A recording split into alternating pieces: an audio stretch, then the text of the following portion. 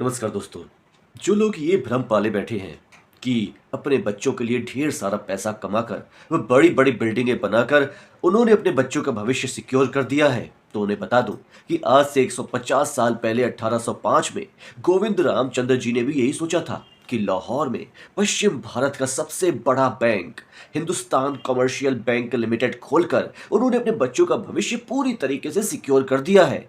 परंतु बर्बक भीड़ ने ऐसा दंगा नृत्य किया कि गोविंद रामचंद्र जी के पुत्रों को पिता के जीवन भर की कमाई हुई संपत्ति तो छोड़िए, पूरे बैंक को छोड़कर भारत भागना पड़ा था। या यूं समझ लीजिए कि हिंदुस्तान के उस हिस्से को छोड़कर हिंदुस्तान के इस हिस्से तक आना पड़ा था, क्योंकि वहां पर अब हमारा हिंदुओं का कोई राज नहीं था। समझ गए आप? धर्मो रक्षति रक्षिता। ध्यान दीजिए कि आधे से अधिक लाहौर इन्हीं लोगों का राज था। दिल्ली का गंगाराम कॉलेज, लाहौर का हाई कोर्ट आदि सब इन्हीं की संपत्ति है। लेकिन अरबी बद्दुआओं के गुलाम जो पृथ्वी को जल्दी से जल्दी नष्ट कर देना चाहते हैं, उन्होंने सब कुछ लूट लिया।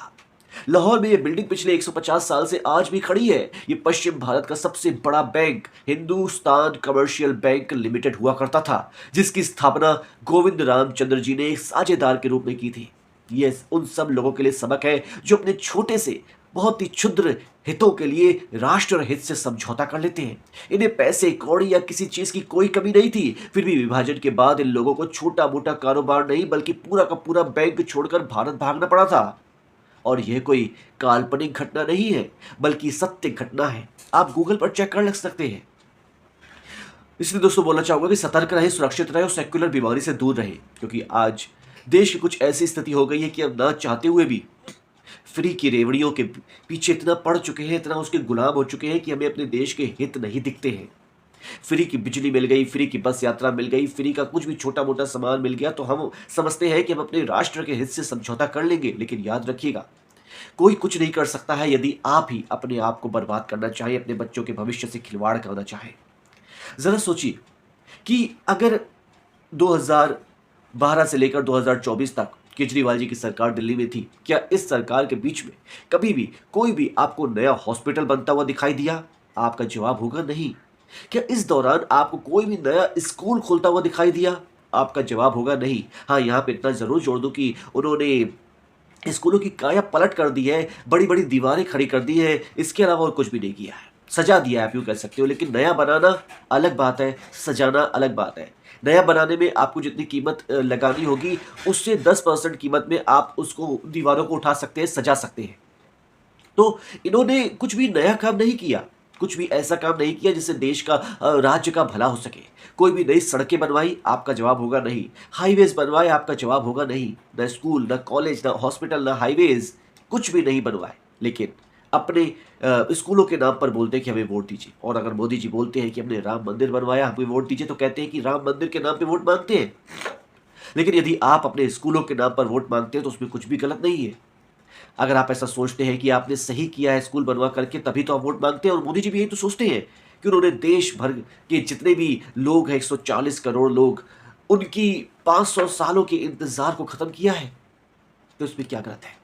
एक और बात बताना चाहूंगा दोस्तों कि जो फ्री की रेवड़ियां हैं, उसका चलन इतना चल चुका है कि आज स्थिति ये हो चुकी है कि अगर आपको किसी भी राज्य में कोई भी सरकार बनानी है या ढहानी है, तो आपको फ्री की रेवड़ियां बांटनी पड़ेगी।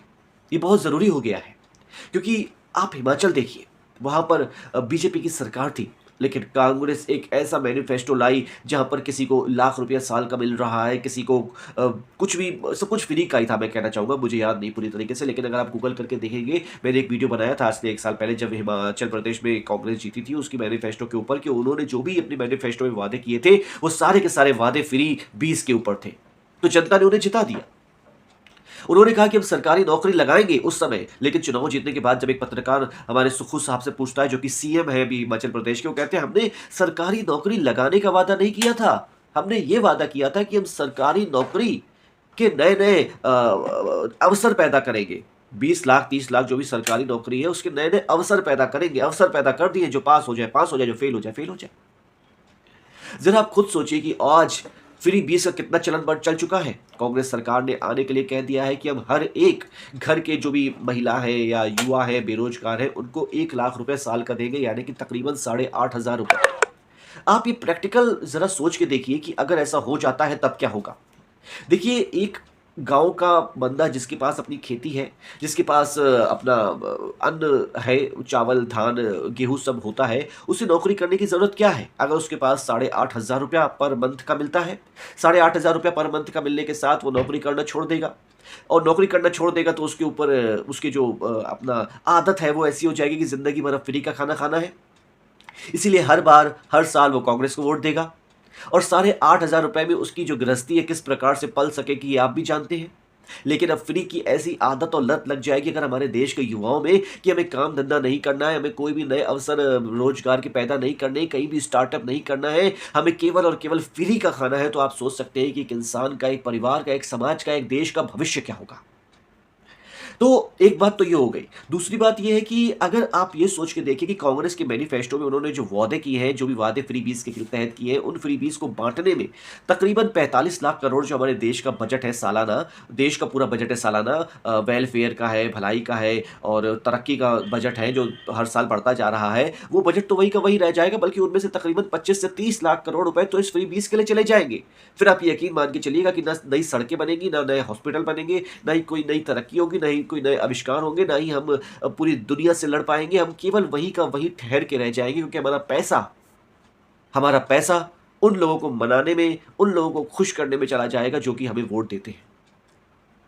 जरा सोचिए ये कितना घातक है इस देश के लिए। चलिए मान लीजिए आपने आज 8,500 रुपए पर मंथ के दे दिए उनको, उनके बच्चों का भविष्य क्या होगा? 8,500 रुपए में क्या उनके बच्चे पढ़ पाएंगे, एक अच्छी नौकरी कर पाएंगे, एक अच्छी पढ़ाई लिखाई कर पाएंगे? लेकिन कोई किसी को कोई फर्क नहीं पड़ता है भविष्य के। हमारे बच्चों के भविष्य से खिलवाड़ करने वाले ये लोग ये नहीं सोचते हैं कि आज अगर युवाओं को इतनी गंदी आदत लग गई फ्री की खाने की, तो आप समझ लीजिए वेनेजुएला को याद कर लीजिए, जहां पर 1700% की आज भी महंगाई है। वेनेजुएला का इतिहास उठाकर देख लीजिएगा कि वो देश बर्बाद क्यों हुआ। मैं बताना चाहता हूं कि एक ज़माना था जब वहां पर आज से तकरीबन 15-20 साल पहले जब वहां पर ज़मीन से तेल निकला था, तो वहां पे रातों रात उस देश की किस्मत बदल चुकी थी। वो देश एकदम से बहुत ही अमीर बन चुका था। तो उस देश के राष्ट्रपति ने एक फैसला किया कि हमारे देश के जो भी नागरिक है उनको सब कुछ फ्री मिलेगा, क्योंकि इस देश में ज़मीन से तेल निकल रहा है और उस तेल की कीमत अंतर्राष्ट्रीय बाजार में बहुत ज़्यादा है। मान लिया जाए कि कुछ समय तक सबको फ्री मिला, सबको तेल फ्री मिला, खाने पीने की चीज़ें सबको फ्री मिली, लेकिन एक वक्त ऐसा आ गया जब सरकार उनसे पैसा मांगने लगी। लेकिन वो पैसा नहीं देते थे, क्योंकि उनको आदत पड़ चुकी थी फ्री की। वो पूरे मॉल्स लूट लिया करते थे, खाने पीने की जो भी दुकानें उनको लूट लिया करते थे, पहनने की दुकानें उनको लूट लिया करते थे। कोई भी फैक्ट्री नहीं चल रही थी उस जमाने में। और आज अगर आप पूरा इतिहास उठाकर देखेंगे वेनेजुएला का, तो वहाँ के जो प्रधानमंत्री या राष्ट्रपति थे उन्होंने केवल और केवल फ्री बीज चलाई थी और वो पूरा देश बर्बाद हो गया। आपको यकीन ना हो तो आज से 2-3 साल पहले श्रीलंका में भी ऐसी स्थिति हुई थी और उसका भी इतिहास ऐसा ही था कि उनके राष्ट्रपति ने भी फ्री बीज चलाई थी और फ्री बीज की वजह से वो देश पूरा का पूरा बर्बाद हो गया। लेकिन क्या किया जाए? अभी बच्चा गलत बात नहीं सुधरता है तो क्या किया जाए? बच्चों को समझाने के लिए क्या किया जाए? अगर जनता नहीं मानती है और वोट देती है उसी पार्टी को जो कि फ्री बीज चलाती है, तो क्या किया जाए? धीरे धीरे बीजेपी भी फ्री बीज की तरफ बढ़ रही है, लेकिन इसके अलावा कोई रास्ता नहीं है। फ्री बीज के अलावा और कोई रास्ता नहीं है। लेकिन हमें ये समझना होगा कि हम फ्री बीज को ना पकड़ें। अब आप सोचिए, मैं एक छोटा सा उदाहरण देना चाहता हूँ आपको कि अगर आपने वेनेजुएला का उदाहरण देख कर की और श्रीलंका का उदाहरण देख के भी ना सुधरे, ना समझे, तो माफ़ कीजिएगा, आपकी ज़िंदगी तो मान लिया जाए आपने जो कमाया है वो चलता रहेगा, लेकिन आपके बच्चों की ज़िंदगी का कोई भविष्य नहीं होगा। माना 10 सालों में बीजेपी ने जो सड़कें बनवाई है वो सड़कें अगले 10 सालों तक चलेंगी और उनका पैसा वो लोग फ्री बीज में बांट देंगे। तरक्की कुछ भी नहीं होगी। आपने हमें कमेंट बॉक्स में ज़रूर लिखिए और मैं चाहता हूँ आप में से कोई एक ऐसा साथी जो मुझसे डिबेट करे। अगर आप कर सकते हैं तो प्लीज़ कमेंट बॉक्स में अपना नाम भी लिखिएगा। धन्यवाद।